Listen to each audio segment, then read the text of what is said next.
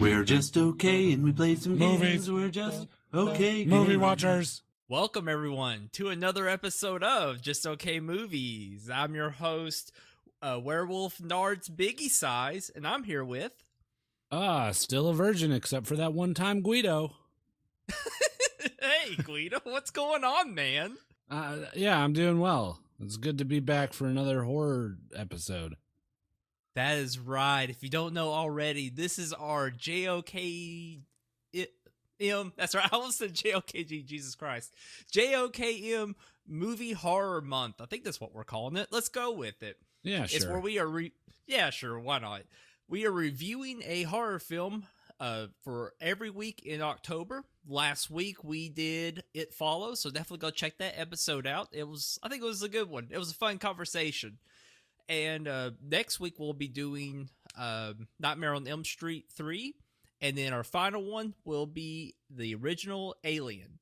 But this week, I'm just going to cut straight to it because I'm pumped to talk about this movie. Always happy. It is so good. The movie we watched was Monster Squad. And honestly, no bullshit, no joking. If we were still kind of rating movies, which I think we're going to just kind of do away with because it was just... Anyways, I'm going to cut that out. I'm sorry, I'm too pumped because I love this movie so much. It is so good.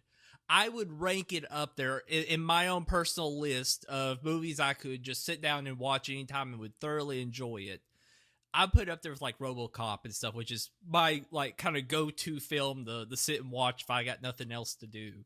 Like, and if I just want to have a good time.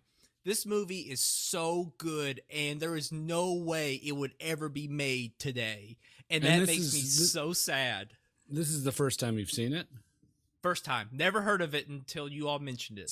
So you're not even biased by that nostalgia factor like I am. Oh, God, no. Oh, God, no. And it really has a lot of stuff I don't like. First of all, I'm not a huge fan of horror films in general, so... Any horror film is already kind of a tough sell unless it's sci-fi or just a subject matter I'm interested in. It has kids. I'm not a big fan. Love kids in person, hate them in film. And it has to do with a bunch of, corny monsters and like that. Just a mix of stuff I'm just not interested in, especially when the kids are supposed to be like, we're tough little kids. We're going to step up and do it.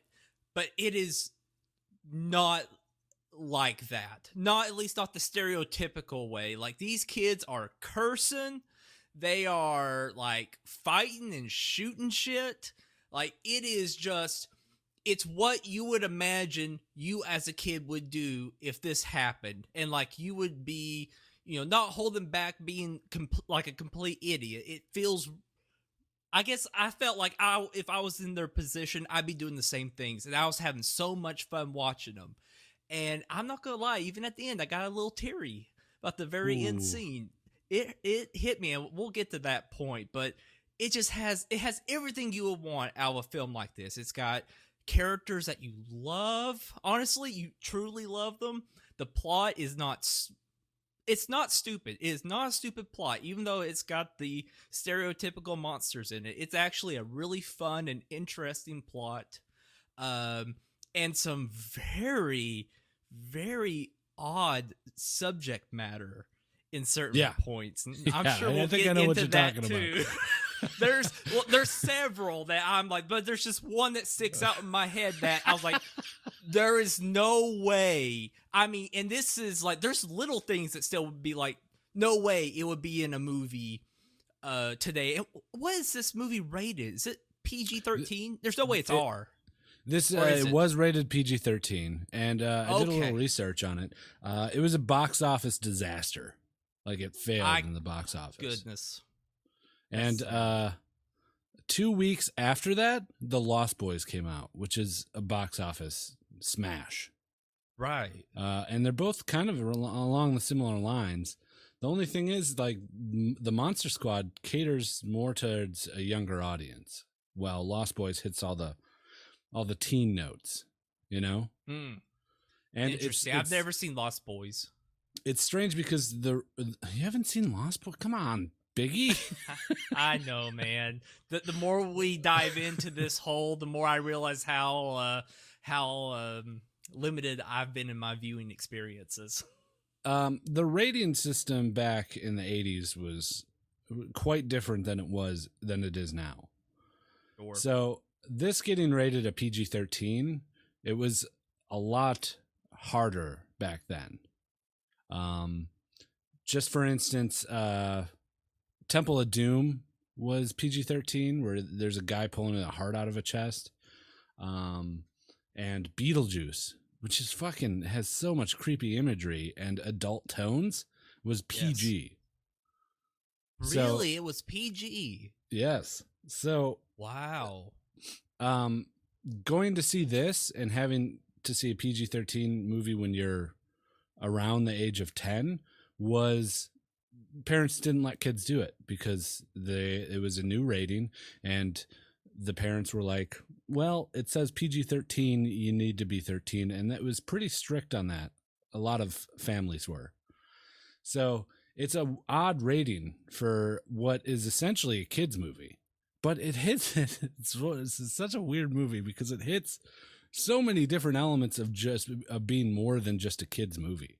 There's a lot of dark scenes in this movie, but at the same time, they're gallivanting around with fucking Frankenstein during a montage, you know? So it's all over the board in terms of tone. It's a weird movie. It's a result of late 80s filmmaking, I guess. Oh, definitely. No, it is just completely fascinating what all is in this treasure trove of a film that just makes me smile at many times. One time in particular made me kind of almost cover my mouth in that how shocked I was. It was in this film, and I felt terrible that I felt that way.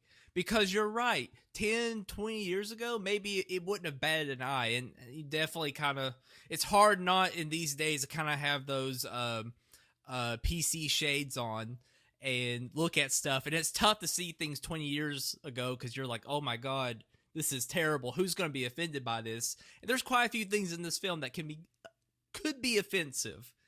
But it's handled but it's handled in such a good way that it felt genuine and not meant to be in any way offensive. And I think that's what I love so much about the film. It felt so genuine in its creation. And on top of all the sets, no CGI, there's some backdrop stuff and things like that where they're transposing the images in. It definitely, those scenes look very dated, but that's the tech they had then. But like actual like cave scenes and all these really neat looking sets and the costumes, other than Dracula's being a bit too cartoony, but that's okay. But like the monster costumes look so good, especially the swamp creature from the Black Lagoon. I guess that's who he's supposed to be. Looks so good. Yeah. So should we give him a little premise of the movie? From how good this movie is, I would definitely say we need to give a little bit of detail. Okay. It's tough. It is. We'll probably struggle and jump around a little bit because a lot happens, and it's I could see us having a hard time capturing just how good and odd some of these scenes can be. So it may sound a bit random, but let's go for it. It doesn't make sense. There's quite a bit of it that's not entirely clear. It opens up with a bunch like 100 years in the past from 1987, so 1887, I guess. And there's some monster hunters that are fighting some Dracula girls, some vampire women. And they have a girl come up and read off of a scroll, and it makes an amulet glow, and then it opens this whirling vortex that sucks everything in. And that's how they introduce the movie. And there's no exposition to that. Like, there's no one saying why they're doing what they're doing. And then it goes to modern times, and all of a sudden, there's movie monsters. These universal movie monsters, namely Dracula, who are in an unbeknownst location that has swamps and also like palm trees, and it's it's a weird location. You think maybe California, but I don't know. yeah, I don't know either. It looked good, but it was a little odd. And Dracula is just kind of there, and he is up to nefarious deeds, and these kids, a group of kids, catch on to what's going on, and they decide to take it under their own. They need to stop these monsters, and because for the reasoning of no one's going to believe them. Right. And they're right. No one's going to believe them. And they get into all sorts of hijinks. They fight Dracula. They fight the mummy. The gill monster. It's not really Swamp Thing. It's just like the creature from the Black Lagoon. Wolfman, which is my personal favorite in this movie. And Frankenstein. And it ends with a similar scene from the beginning that I explained. So that's the very general premise of the movie. It's yes, yes, it is. Now we get to get into the flavorful stuff. Yeah. Oh man. Well, first of all, the characters, especially the two main boys, who's one of them's kind of he's definitely the leader, the other one's a bit of the follower. And they love monsters. Like, that is their passion above all else. And they kind of have this club. And let's see, one of them, their younger brother's a part of it. The other one, I guess that's their younger sister. I can't remember their names. They kind of want to tag along and do stuff too. And every one of them is really, really good. They fit a very specific stereotype. And that's fine as long as they're good. And I loved all four of them, and the little beagle. He's just a cutie pie. So they have a little dog that follows them around too. Right. But I have to say, that little girl just stole my heart through the whole thing. She was just wonderful. She's just Very kind of a cute. tough, very cute, no nonsense. She calls him a chicken shit at one point. Like, it's just like, you are wonderful. And I love you. And but all of them are that way. I mean, even the leader, you know, he's kind of stereotypical. When you still root for him, you kind of like him because they're not really dumb. You know, they they're kind not of figure dumb. things. No, they're very. I mean, they kind of do some silly stuff at times, but everything they follow is very, you know, follow and set rules that they know about monsters, and that makes it entertaining. Yeah. And there's one, like, the performances are pretty okay for a bunch of kids. Definitely. With the exception of maybe the fat kid. Who wasn't the greatest actor, but he served a role and he did it, and that's okay. He was lovable. Yeah, but there's one point where the main kid, the head of the monster squad, gives this rousing speech in the treehouse that they all gather in, and it was like an actual powerful performance from this fucking 13-year-old kid. Yeah, seriously. Like, at this point, you know what's going on, and I was kind of just like, fuck yeah, let's do it. This is great. Yeah. But going back to the actual setup, like, so there is this vortex thing. Basically, Dracula wants to end the world. And he does that by getting an amulet that's in this, for no reason, unknown location, Sedona, let's call it. And he wants to open up a vortex that's going to destroy the world. And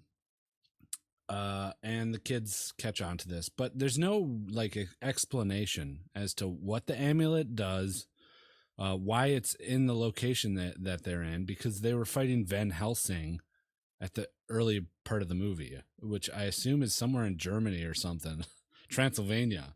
and somehow all these monsters end up in America. Yes. The only thing we're given, and it's tiny, it's not probably not even worth mentioning, is they were hauling some of them on a plane, and then Dracula breaks them out, basically. And that's kind of all we're given, and they just fall in that lagoon area where that kind of comes back up later in the film. That's pretty much all we know why they're there. Right. And then I'm not entirely clear on the motivations of Dracula. Like, I know it's a kid's movie. It's Dracula. He's bad. He does bad things. But you're watching it and you're like, but why? Like, why does he want to end the world? Doesn't he need humans to feed off of? And like, I get it.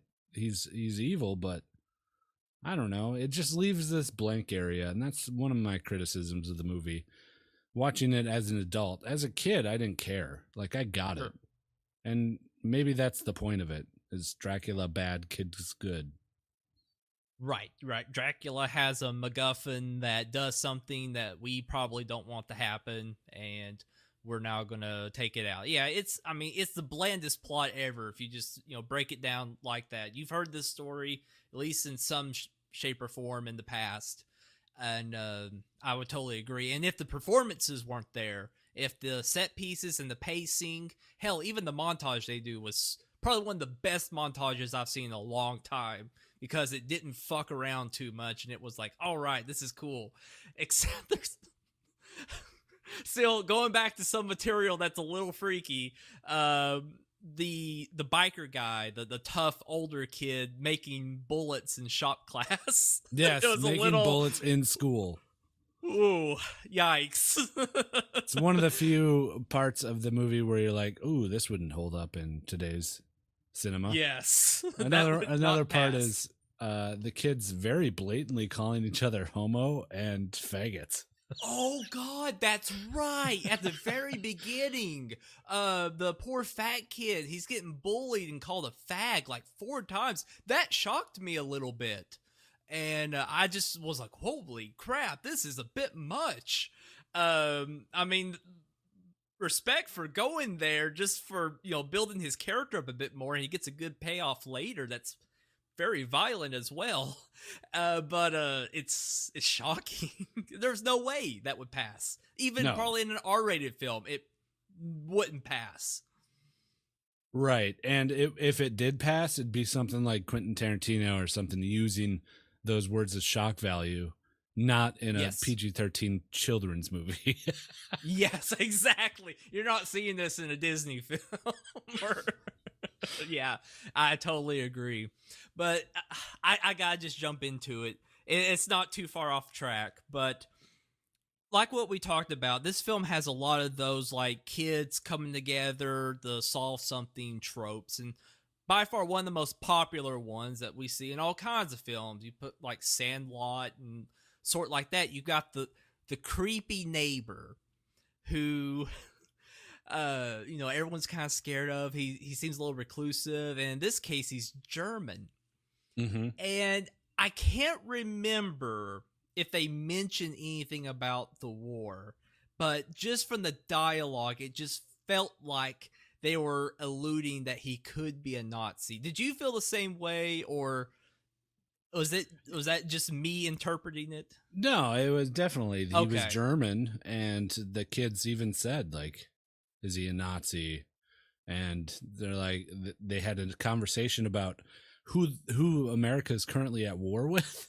And that's right. The little girl's like, we're not at war with Germany anymore. We're at war with the Vietnamese. Dude, I busted out on that. That was so fun. That's what made me start loving that little girl. Is that was just some great dialogue. But they get this book that I don't think at the time they know it's. Oh yes, they do know it's Van Helsing's diary, and there's a funny scene when he finds that out. And I'll talk about that in a moment. It's probably my favorite scene.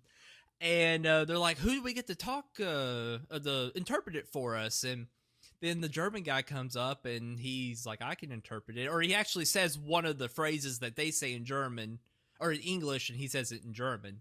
And that was cute dialogue. But this whole time he's creepy. He's a German. He could be whatever. And they them in, and he's like has a knife. I love this scene. And it's kind of the camera's in more of a lower position, so it kind of shows dominance. And he's got a knife. He's like, "All right, who's next?" And then he like bends down like for another piece of pie. And he's like serving them pie in his den area. And when he sits down, there in the background is a menorah. And my mouth opened wide. Like, okay, he has a menorah. He's German. He's very old. And then one of the kids walks over to a replica of a B-17 bomber that he just has sitting in his den. And he's like, "This is rad." I'm like, "Is that a B-17 bomber?" Which, if you don't know, is the bombers that the United States used during World War II to take out German installations. And he's just talking about trying to help them. He's interpreting the diary of Van Helsing, and then he lets them go, and they're like, "We're gonna go after monsters." He's like, "Oh, I'm very familiar with monsters." He shuts the door. His sleeve kind of goes back, and he has a Holocaust internment camp tattoo of his serial number on his arm. And I started laughing, but it was a very uncomfortable laugh. Yeah. Like, okay. I don't know how I feel about this scene. I'm happy it's here. I'm happy I've witnessed it. But there's no way in fucking hell this could be made. In fact, even the 80s, I'm kind of shocked. But it was so good. We were watching this in Discord with a few people, which people should join up. I think we're doing them Mondays now is kind of the day to aim for. And I, like, when it cut to the inside the house, I remembered the tattoo. Like, I totally forgot about it from watching it when I was a kid. And I said to them, I was like, he's gonna have a Holocaust tattoo on his forearm. And I said it in a way, and then I start laughing because it sounds like a joke. Right? And then sure enough, 5 minutes later at the end of the scene, it shows that Holocaust tattoo, and I just burst out laughing. And everyone's like, "What?"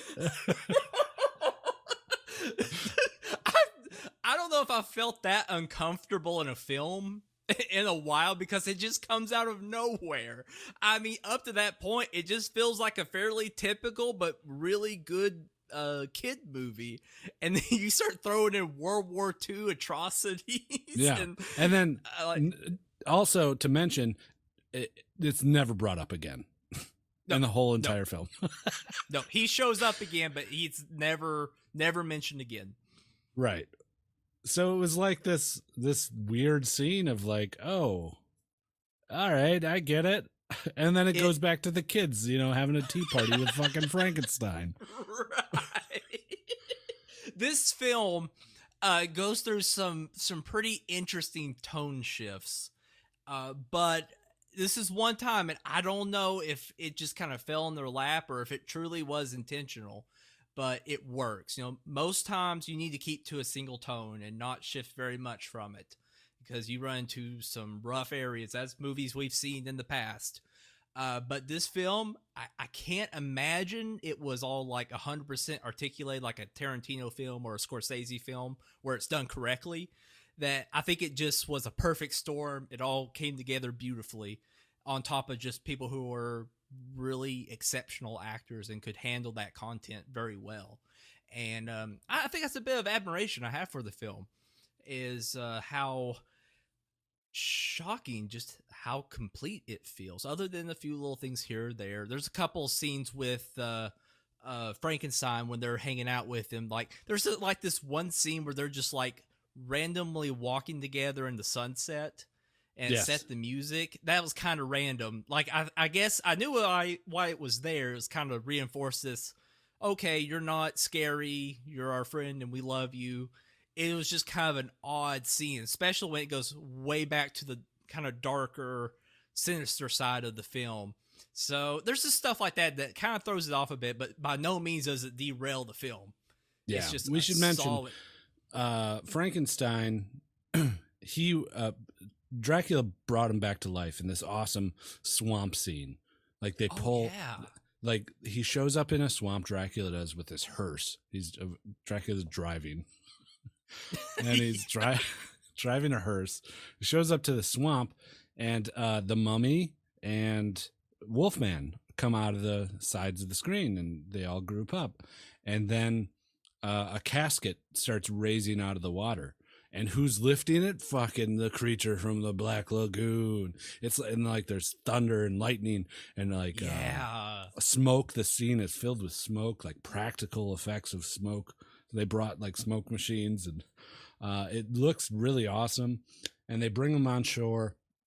Dracula brings out his cane, attaches two little clips to the bolts in Frankenstein's neck, who was in the casket. And holds up his cane and strikes it with lightning and raises Frankenstein from the dead. And then the next scene that he's in, Dracula says to Frankenstein, "There's these kids and they have the diary of Van Helsing. I need you to go get it. And if they give you any trouble, kill them." And Frankenstein says, "Okay, I do things." And then cut to the little girl sitting next to a pond under their clubhouse or whatever. And there's no like fear. There's no attack from Frankenstein. There's no like scariness to it. He just kind of shows up. And then all of a sudden he's friends with the girl. Like he just totally ignored Dracula's commands and just became friends with this little girl. And it's one of the better parts of the movie, I guess. Or it sets up a lot because Frankenstein plays a big part in the ending of the movie. Yes. But it really sets up that he's going to be friends with all these kids. And there's a scene... Lots of Frankenstein hijinks ensue. There's a scene where they're in the clubhouse talking about how they're going to defeat them. They find out that they need the amulet. And Frankenstein is with them, and he's looking through a camera that's aimed towards another house, and he takes a picture of a naked girl while he's wearing some shades. An underage naked girl, another area that's a little questionable. Right. And later on in the film they get a print of that, and Frankenstein is holding it. Yeah, well, they do blackmail her, but Frankenstein's holding the picture up, and he's 7 foot, however many, and he's holding it up looking at it, and all the kids are like jumping trying to get the picture from him, including like the little girl. That's what they were doing. I couldn't figure out what they were jumping for, so he had the naked picture. Okay. Yeah. That was good. Even the dog, it was adorable. Yeah, they were all jumping trying to get the naked picture, which they read in Van Helsing's diary that Dracula's planning to use the amulet to open up a vortex to end the world, and the only way to close the vortex is to have a virgin girl, I assume, read from a text, and it's all in German. They're like, there's this bit where they're trying to find out who's a virgin. And the only one that comes to mind is the girl that they took the picture of, and they bring her up to the clubhouse, set her down real nice, have the whole Harvey Weinstein layout. Ooh, spicy. And they're like, it's her brother. Like one of the kids is her brother. Yeah, and Yeah, it's the brother and it's the really cool kid, and they're in the clubhouse, and the cool kid's like, "Well, just ask her. What are you doing?" And the kid's like, "What we need to know, Jessica or whatever her name is are you a murder?" He's like coughing and just can't ask his own sister.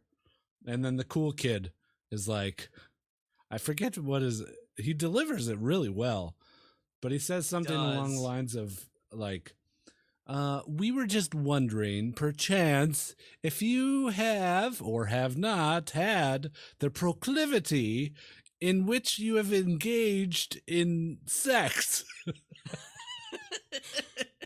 And she's like, what? You're asking me if I'm a virgin? That's none of your business. And he's like, well, it is my business now, bitch. And he brings out the fucking naked picture of her. And he's like, I'm going to show this to everyone now, bitch. He doesn't really say all that, but it's a very like... It's not far off. He does a veiled threat of pinning it to the school board next to like cheerleader tryouts and the football schedule. And I'm like, damn, son, this is rough. Like yeah, you're going to read this fucking ancient German text for us, or I'm going to show the whole school your tits. That's what it comes down to. I love it. I absolutely love it. Yeah. So, go ahead. Oh, no, I was just going to say, on top of that, the dialogue is really good and really well written. Like, I mean, there's one fart joke, but it's actually well done. But there's not a whole lot of, them saying like, oh, watch out for your nads, or oh, look at his nads. There's like one growing kick and stuff. And so, stuff you would expect, but it's not like overdone. Like if you think of I don't know, any kind of like kid sports movie kind of thing, you know what I'm talking about. Yeah. But one scene in particular, I love the joke, and I guess you call it the payoff. And I hinted to it earlier. When the main kid goes home, his mom says that she picked him up an old book that was about monsters, and she's like, I think it's from Van Helsing, and isn't he the one that fights Godzilla? And he goes, no, he fights Dracula. And then she goes, he's the tall one, right? And he goes, no, that's Godzilla. And I just love that scene because it was just such a good dialogue. It reminded me of something out of like Ghostbusters, like the whole there's the last of the petty cash kind of thing, just those lines that kind of just saying them, it's not that funny, but in like the context of the film and how the scene plays, it's like super clever and very fun. And I don't know, just little things like that I really, really enjoyed. And just the dialogue in general, it just helped push the film very well, and it made it flow real good. So big props on that. Yeah. Also, we should mention, like I brought it up last week when I was explaining them, but there's like subset movies going on in this movie, especially with the dad. Like the dad is a cop, and he's got a partner, and the partner's kind of like a wisecracking, jokey kind of dude. And it turns into like a buddy cop film where they're trying to find like who's killing these people. And it turns out to be the Wolfman, but they go through the motions too of having their own film within this kids movie about just being cops and having to deal with like the unknown and like this paranormal stuff, and they don't believe it until they do, because it's right in front of their faces. And then the mom even has her own thing where like she's in an argument with her husband, who is the cop, and he's like never around, but he's like, you know the job, baby. That's what you signed up for. And he says it in such a douchey way. Yeah. She's about to leave. She's like going through her own struggles of like, I need to leave this marriage. And no, he said something like, you know what the receipt said on the bag, or something like that. Like, oh my God, what a dick. But they have some cool interactions, especially with the Wolfman, because the Wolfman is a human, and he shows up in the police district, and he's like, "You need to lock me up. I'm gonna kill people. You gotta lock me up." So he ends up getting taken, or no, they beat him up, right? He pulls a gun. He starts and then beating him up. Yeah, because he's they like slam him down on the table, and he sees the full moon and just starts going berserk and starts. It's an awesome scene. He's just like picking up and throwing them through windows and stuff, and he eventually grabs a gun and just starts blasting it in the air, point blank style, and was just like, "Lock me up!" And then one of the officers shoots him like 3 times. Oh yeah. And so they think he's dead. Right, and they bring him in the coroner's truck, where he proceeds to turn into Wolfman and kill the coroner, and the whole time the police officer are investigating this murder. But man, the Wolfman transformation scenes were pretty cool. Very artistically done. Yeah, and it's not the greatest transformation of the Wolfman. You've seen it better in other films, but still pretty cool. Like, he gets the hair and his face turns into a snout, and his hands, get the claws. And I think there's one point, the best one is when he's in the telephone booth and he's calling the police, and he's like, you need to go to the Dracula residence. He's going to do something. And then he turns into the werewolf, and it's pretty cool. Yes. And the werewolf looks pretty menacing. Kind of got that face that's just stuck. Like, it's not very it doesn't have a lot of motion in his face. It's like he's wearing a mask, but still pretty cool. Yeah, they didn't do a lot of articulation on him, and I think the one that kind of felt real complete was the Black Lagoon monster. I mean, when you get to see the close up of him, like the gills and everything moving in his eyes, like, it was super well done. It looks so nice. And then definitely Frankenstein with his design. I mean, he's wearing the typical Frankenstein clothes, and even his face is about the same, but I like the incisions and stuff they did over his forehead. Like, they just kind of plastered that skin on top of his face. Like, it looked really, really good. And even the actor did a great job of kind of not like riding. I guess he sort of rode that line between being the normal Frankenstein and kind of being a little more of a caring one, I guess you could say. At least I felt that way. It wasn't too cheesy, maybe in some scenes, but overall it was well done and made you really, really like his character, especially his kind of redemption at the end.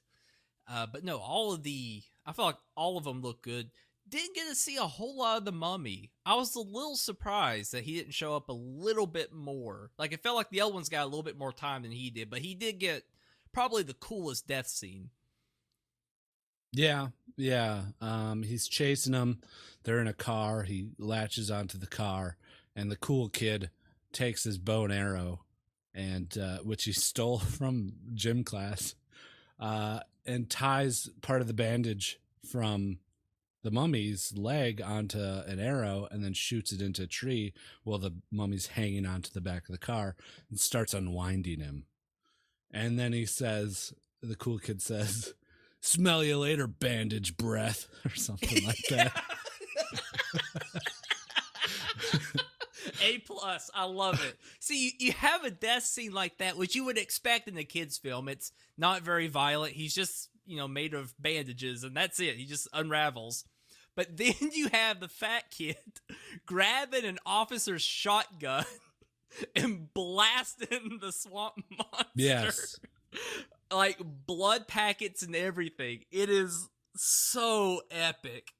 Yeah, and he does it well. First, he grabs the shotgun and he tries to get into the shop where the 2 bullies are.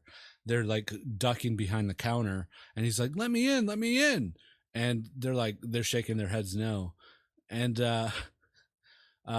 he turns around, he blows away the swamp thing, and then the kids come out and they're like, "Whoa, way to go, fat kid." And then he turns to him, he cocks the shotgun, and he's like, "My name is Horace." Still, there was another. I kind of halfway thought that is he gonna turn the shotgun on them, not to shoot them, but just to scare them. Yeah. I kind of thought maybe that would happen, but that was good. That fit his character. Right. Just cocking it in front of him. That was classy. Honestly, Fat Kid MVP of the movie. Really, if you break it down, like the cool kid does cool stuff. Like he takes out the Dracula girls, but who are just walking slowly towards him. But Fat Kid does a few things. One, he kicks Wolfman in the nards, where he then discovers that Wolfman has nards. Because they have a discussion about that earlier in the film. I can't even remember. They were talking like they were having a discussion whether or not he had nards or not because of if he wore pants or not. It was a strange conversation, but it was kind of entertaining. But go ahead. Then this is in the house that Dracula owns, where they're trying to find the amulet. They run away. They find all the things. They hit a trap door and find an amulet. And then once they find the amulet, Dracula's got the main kid by the scruff of the shirt, and he's about to kill him. And fucking Fat Kid takes out a piece of pizza out of his. He takes it out of his pocket, and it's in tinfoil, and he unwraps it and then slaps it against Dracula's face. And Dracula's like, "Gah!" and starts to burn his face because the pizza of course had extra garlic on it. Forgot about that. Oh my god. He just pulled a piece of pizza out of his pocket. Yeah. Because he's the Fat Kid. Why wouldn't he carry a piece of pizza around? Of course he would. Oh, Jesus. And then he shoots Swamp Thing. So Fat Kid really, carried kind of the team in terms of muscle. Yeah, seriously. I think he did probably the most damage out of all of them because he did damage to 3 monsters. I don't even think the main kid really took anyone out. But probably one part that was interesting, like when they finally get to the point where they have his older sister reading the scroll thing, the thing in German, and the German guys there interpreting it for her. So he's saying what is German, and she repeats it, but she does it, but the portal doesn't open, and then we find out apparently she's not a virgin.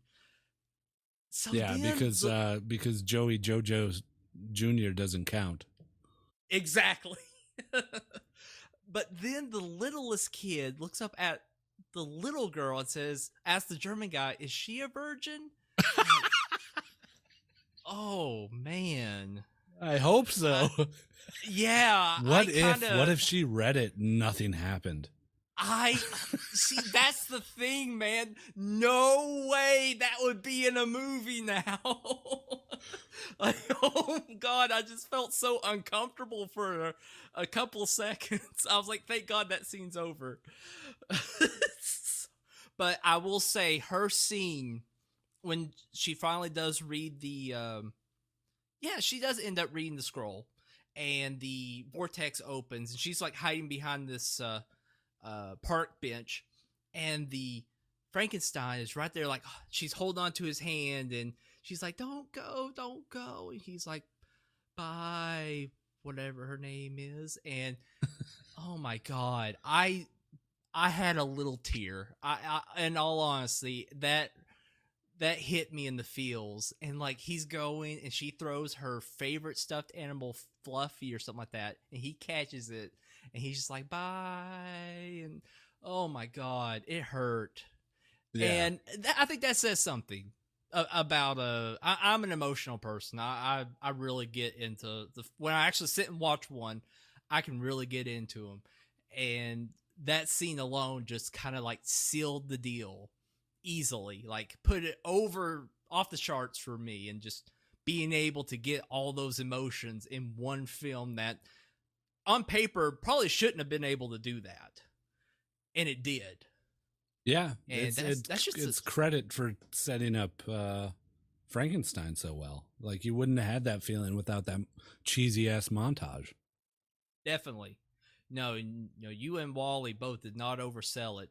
I mean, if at all, probably undersold just how good this movie really was. And I do believe, I mean, granted, the very controversial stuff you could say, or in it is a solid film that I would easily recommend to anyone to watch, with just maybe a slight disclaimer, maybe that there's a couple of interesting things in there, but that's probably all I would say, because I don't think any of it's bad. It's not like, something that's just so horrific that no one would ever say or do ever, to an extent, but it's just things that kind of add a little more character. It's a time capsule, and that's really fun to go and look at, because in some ways a bunch of kids run around yelling chicken shit and kicking each other in the balls. So that's kind of what kids probably do right now.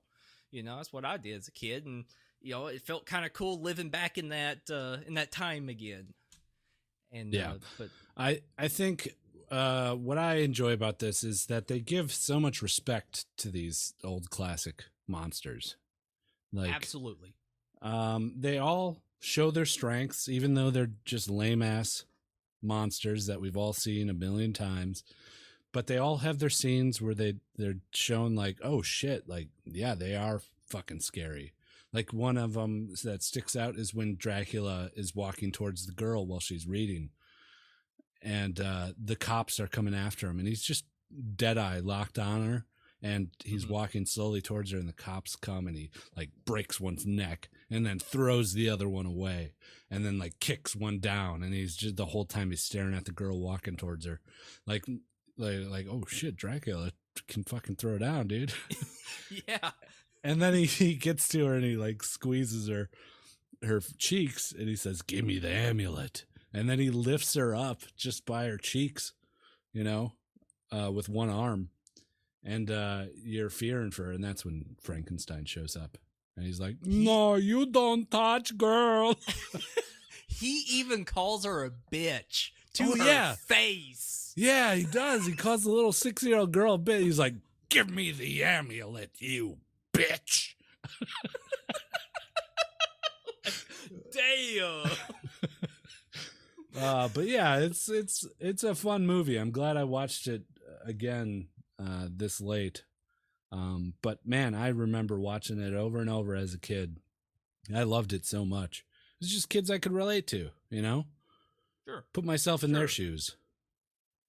If you have anyone around, any kids around the age of 10 to 13, show them this movie, because it's badass. It's like, it's as badass as you can get, while like not being,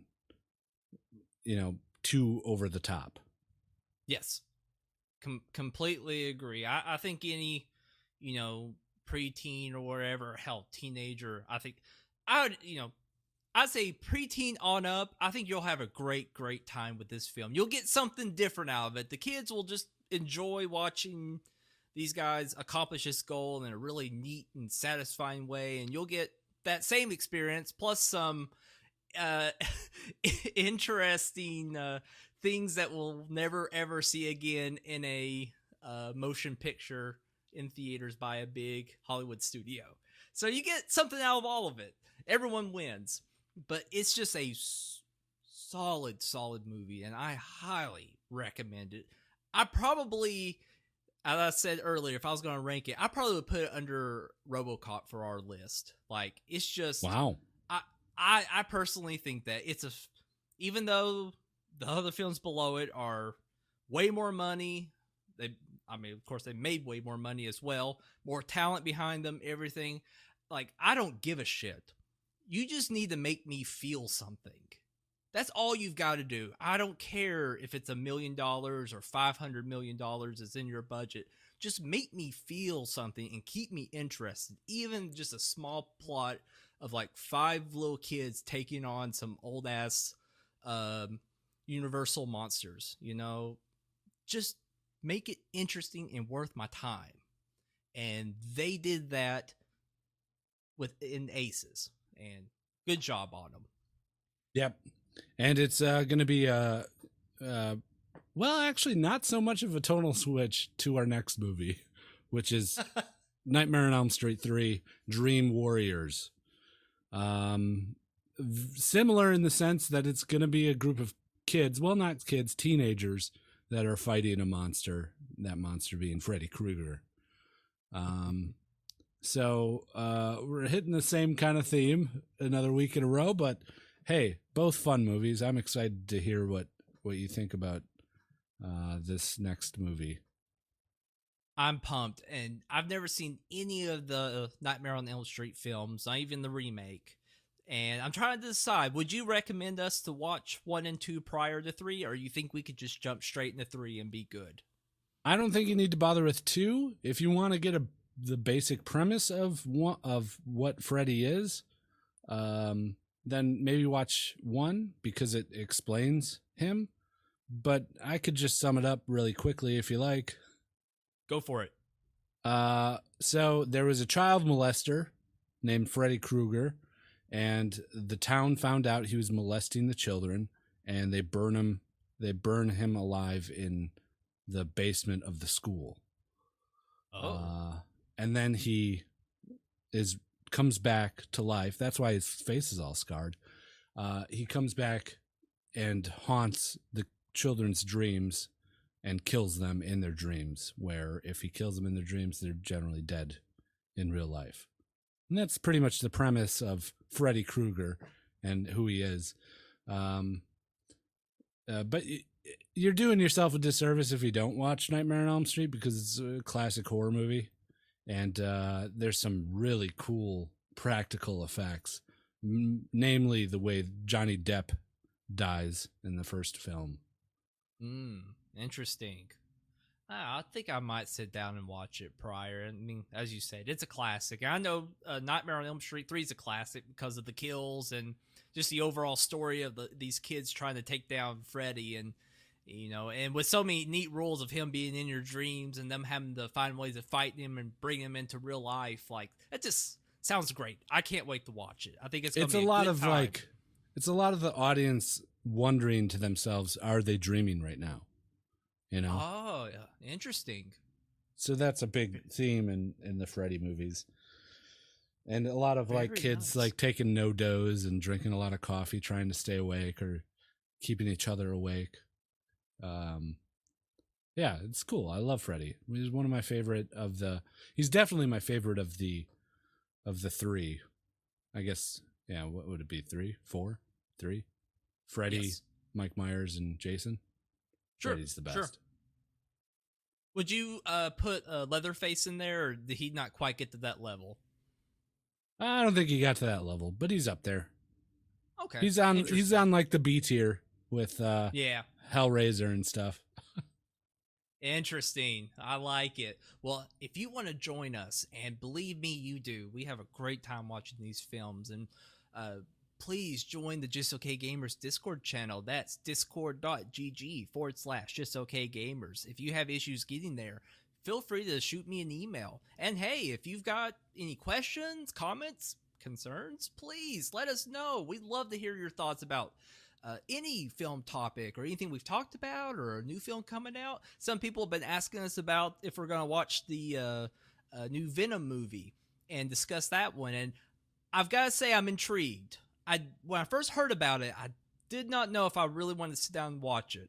But honestly, the back and forth I've heard from critics, it's kind of got me interested in trying to figure out where I lie in that spectrum. If I'm going to be it's pretty good, or it's a piece of crap, or maybe I'll be more in the middle. Who knows? Tom Hardy's a cool actor, so I'm definitely interested in that. Have you seen it already, Gweedo? No, I haven't. I figured I'd just wait until it came out on home video. Sure. No, I don't blame you. I don't know if I would go out and see it, or maybe I'll try to find a cam if I can find a good quality one. But hey, watch in either case, you don't watch. I mean, watch pirated movies fine, but don't watch the ones that are filmed on a handheld video recorder in the movie theater. Some of them can be done very well. No, and you kind of it's get not. That. It takes away. Yes. No. Don't even say some of them are good. They're bad. They're bad. No, hey, I kind of feel like it's a step below actually being there, because sometimes being in the theater is not a fun experience, and at least I can pause it and maybe make fun of someone's head keep bopping up and down. No, I agree. It's not nearly as good. I can tolerate it because I can kind of get what I want out of the film. Because normally, if I'm watching a cam, it's because it's a movie I know I'm not going to care that much about. Although sometimes you can always be surprised, Yeah. So you got a good point, Guido.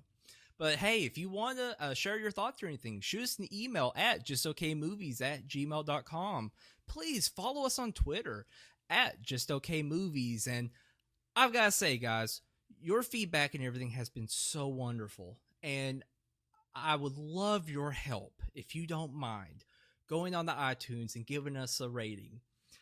I would greatly appreciate it, because we definitely want more people to know about the pod. And that is probably the best and most inexpensive way to do that, other than telling a friend. So go on there, leave 5 stars, and hey, if you have a comment or concern and you don't want to leave like a 1-star review, let us know. I'd love to hear your feedback on how we can make this pod better. But if you want to give 5 stars, please, it would help us greatly. And I appreciate you all every week. Love you all, and I hope you take care. Join us next week for Nightmare on Elm Street 3, and you all have a good rest of your evening. All right, take care. Bye-bye.